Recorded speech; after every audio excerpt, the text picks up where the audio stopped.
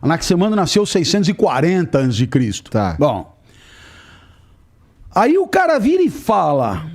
Então, até então era o céu em cima e a terra embaixo, tá certo? Aí ele vira e fala, viu? Vem aqui. Sabe o céu que tem em cima? Então, embaixo da terra também tem céu. Cara,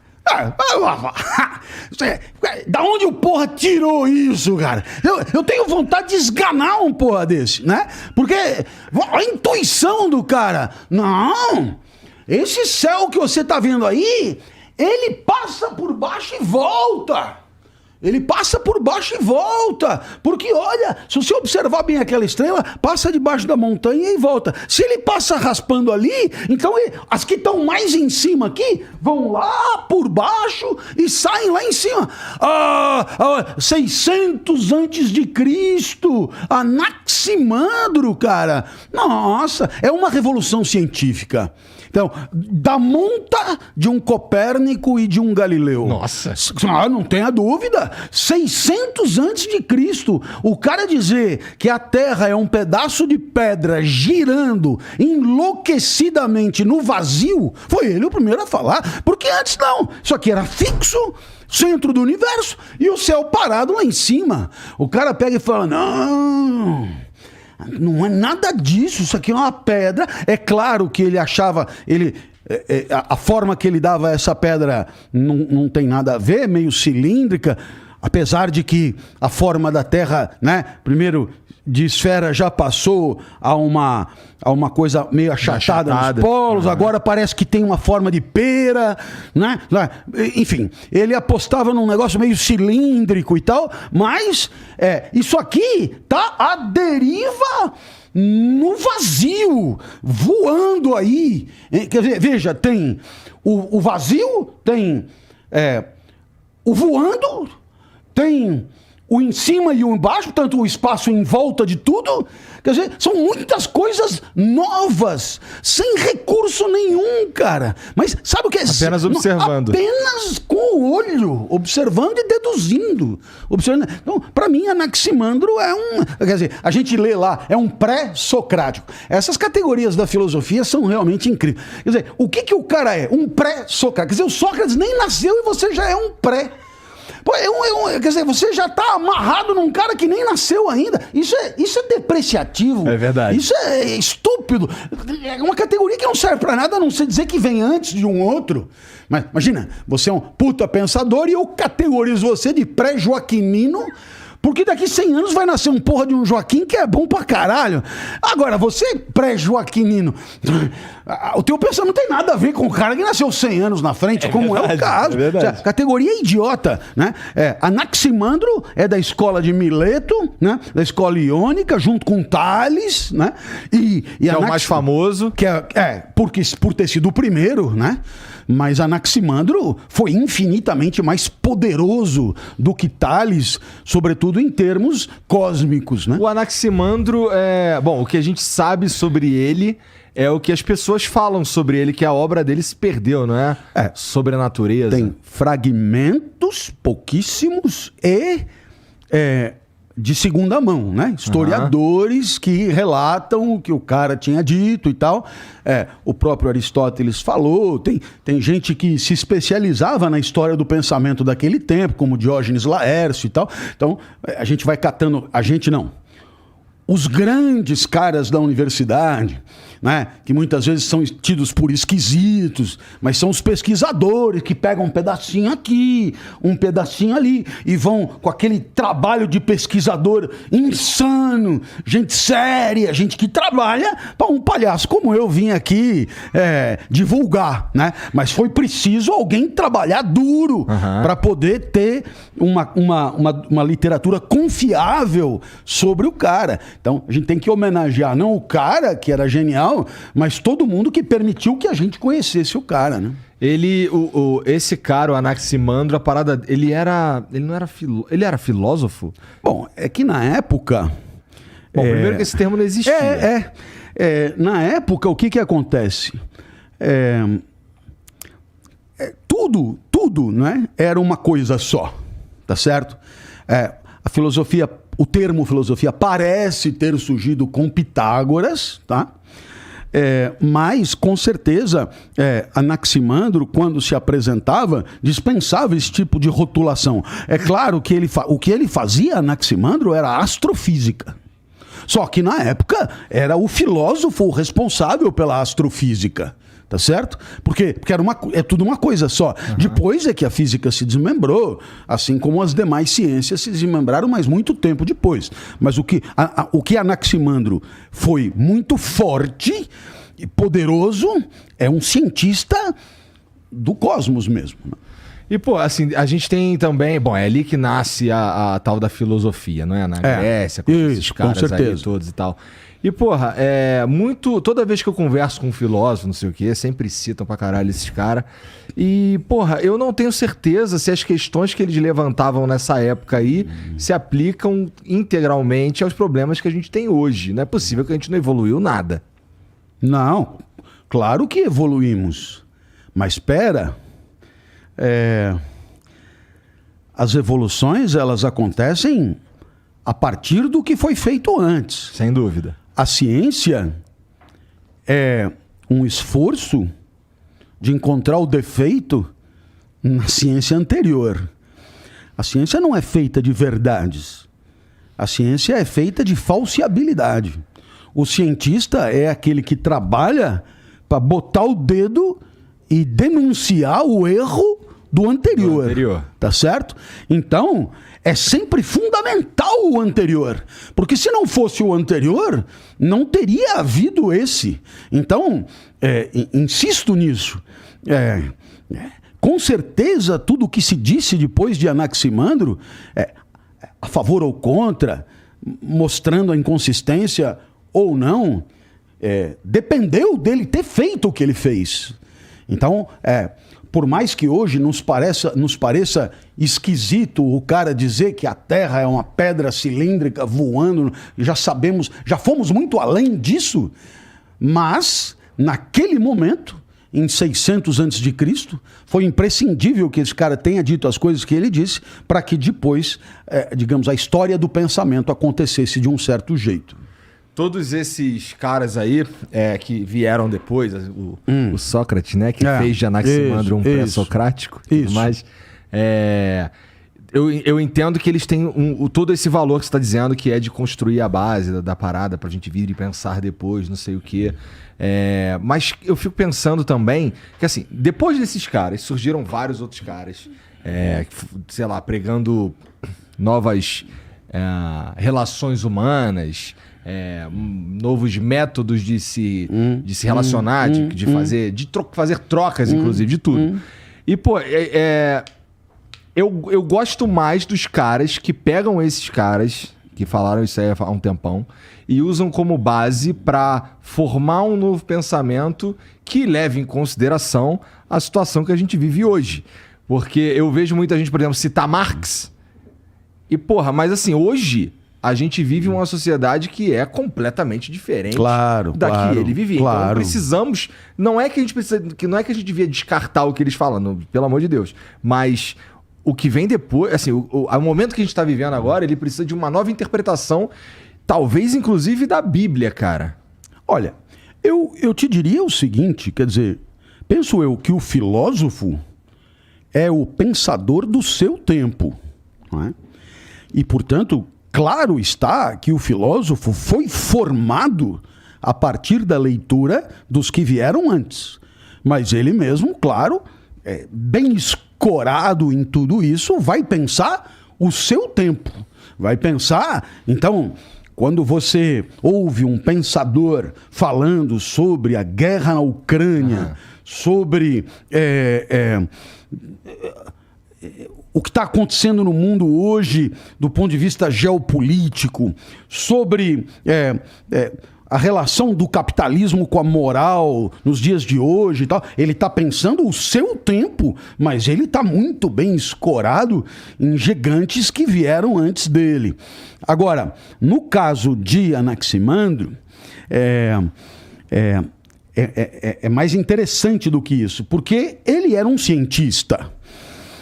E é claro que a ciência hoje dispõe de recursos incríveis para discutir o mesmo problema, que é a origem de tudo. Sabe, a Natália, minha filha menor, 4 anos, ela olha para o céu em Serra Negra e diz: papai, são essas lâmpadazinhas, quem que acende? Porque num determinado momento a gente começa a ver tal. Quem que acende?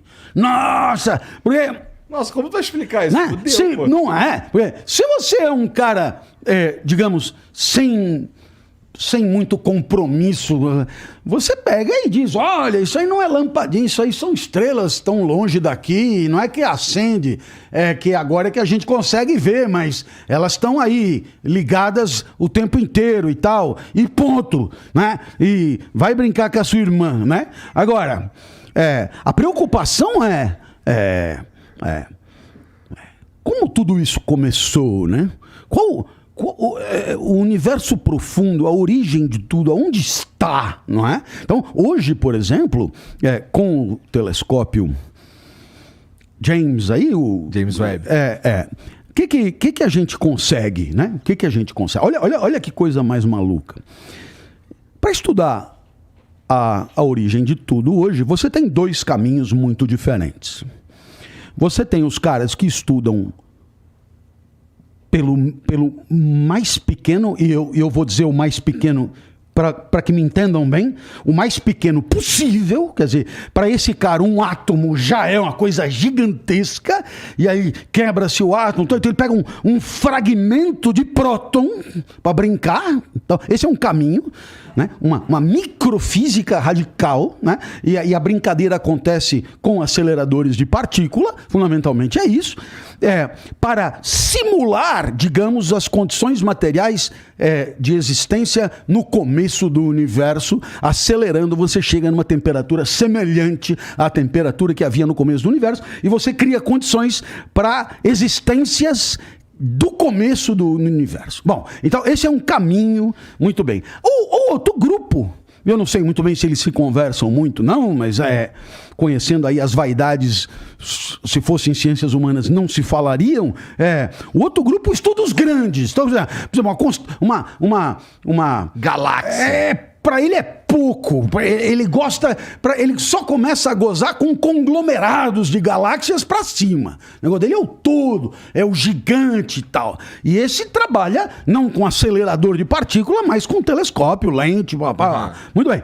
Continuamos dizendo o seguinte: lente e telescópio é olho melhorado. Então, a gente vê o universo daqui. É no telescópio que a gente vê. Não é que o telescópio nos leva lá. A gente estamos esperando chegar aqui. E o que chega aqui? Luz, fóton. E aí, claro, a lente é muito boa e a gente consegue ver coisas incríveis. Então vamos lá. Primeira coisa incrível que eu descobri. Vem comigo, você vai curtir. Primeira coisa, olha só que loucura. O Sol é a estrela mais próxima da Terra.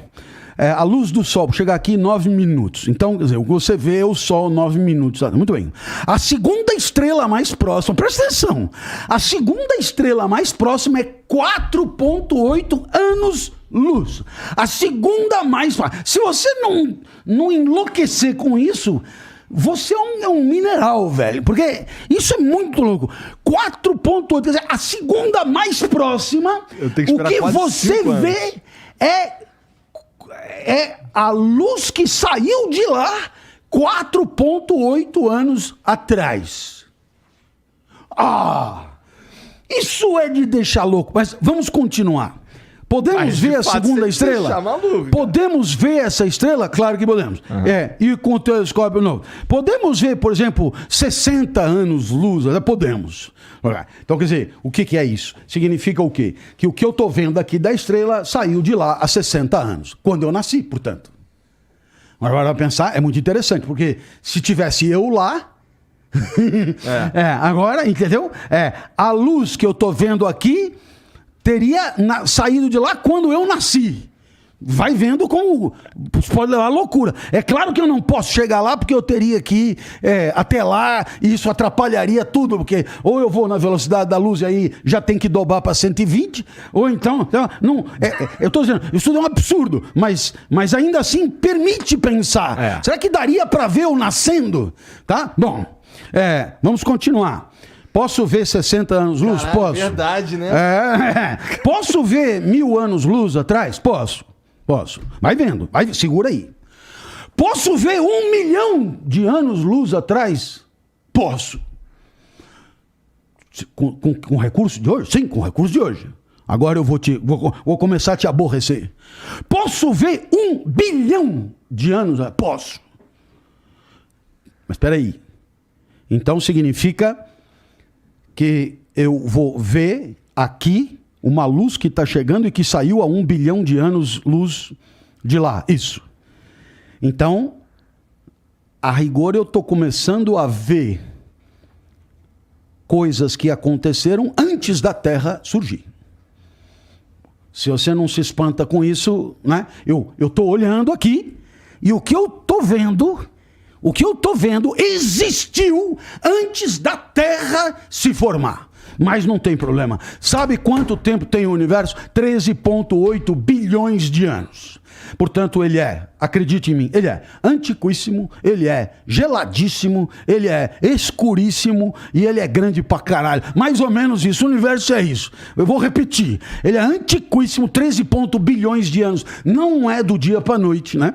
Ele é geladíssimo. Ah, mas no Sol faz calor. Sim, mas do ponto de vista de média de temperatura, as estrelas todas somadas são estatisticamente irrisórias. O universo é vazio. O universo é vazio. Ele é escuro, ele é gelado, ele é antigo e ele é grande pra caralho. Acho que ficou claro. Agora, professor, 1 bilhão de anos a gente vê. E 2 bilhões a gente também vê. E 3 bilhões a gente também vê. E 5 também vê. E 10 também vê.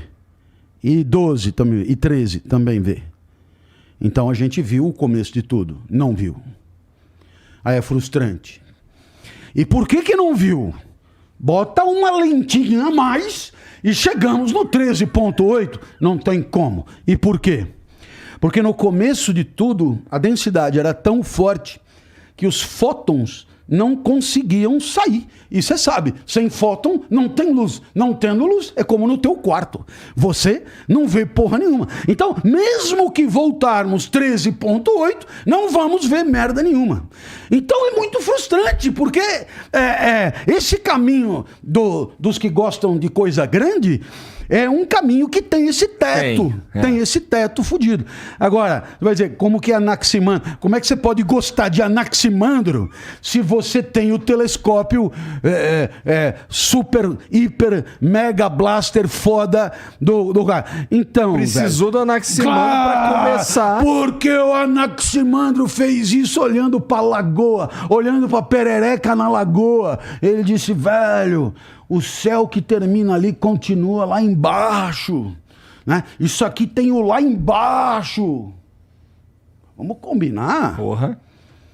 É que você não está espantado ainda o quanto eu gostaria que tivesse. Então eu vou continuar enchendo. Nossa! Agora pronto. Caralho! Podemos mudar de assunto. Não, porque assim, isso que você tá falando aí, contemplar o quão insignificante o nosso tempo, a nossa vida, os nossos problemas são em relação a 13,8 bilhões de anos, não é isso? 13,8. Caralho, cara, assim, coloca a gente Não, mas aí, então, a perspectiva, se quiser continuar vivendo com alguma saúde psíquica, esquece tudo isso e volta pra brincar aqui pequenininho. Porque se tudo você começar a pegar e falar, não, mas é que são não sei quantas trilhões de estrelas, o Sol, que é o Sol, é uma de trilhões.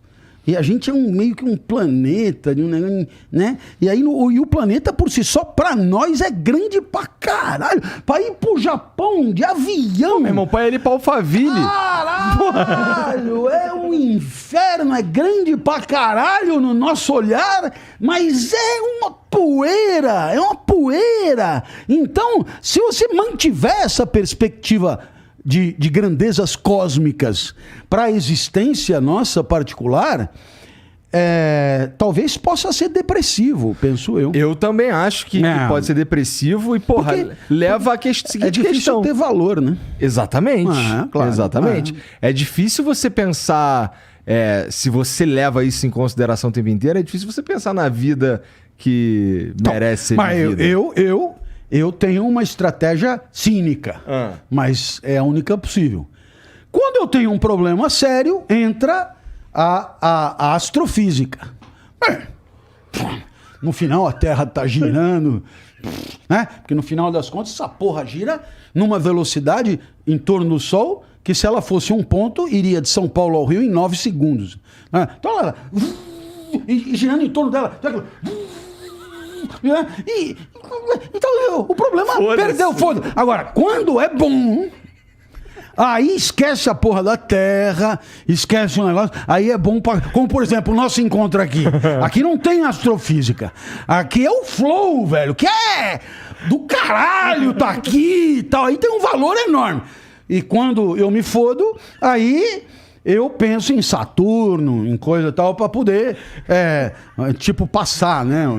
Tu já parou pra pensar essa aqui, eu acho que eu vou um pouco longe. Tu já parou pra pensar na possibilidade de ter um outro Clóvis de Barros perdido por aí nesse universo grande pra caralho? Agora a moda são os multiversos, né? Eu acho que eu não tô nem falando de multiverso, tô falando de... Por exemplo, agora teve o caô lá dos Estados Unidos que os caras acharam umas paradas que eles não sabem dizer o que é, teórico, assim, segundo eles não sabem dizer o que é. Então, porra, imagina que do outro lado do universo é possível que haja... Se a gente é possível, é possível que haja uma outra civilização lá e o caralho. Porra... E é também possível que a gente jamais se encontre devido às limitações de viagem no universo. É possível. Né? E, porra, isso mexe um pouco com a minha cabeça, pelo menos, de que imaginar, por exemplo, que a gente tá sozinho aqui, se bem, cara, que essa porra é tão grande, que a gente, existe o infinito antes, aí a gente tá vivo esse pentelho, e aí tem o infinito depois. Isso. Então, porra, é possível também que nesse momento realmente não tenha porra nenhuma. E que vá ter daqui a... 2 bilhões de anos. É possível também. É preciso levar em conta um adicional de complexidade, que o tempo não é uma unidade de medida universal. Não é mesmo. A gravidade pode alterar o tempo. Exatamente. Né? O espaço-tempo, né? Ele não precisa nem ir muito longe, não, viu? Né? Aqui do lado mesmo já oscila, já muda e tal. Então, eu penso que o que é mais enlouquecedor é justamente a perspectiva de que você possa, em um eventual deslocamento, você reverter uma situação temporal. Ou seja, sabe aquela coisa a gente está entendendo tic-tac, tic-tac, tic-tac, indo sempre para frente.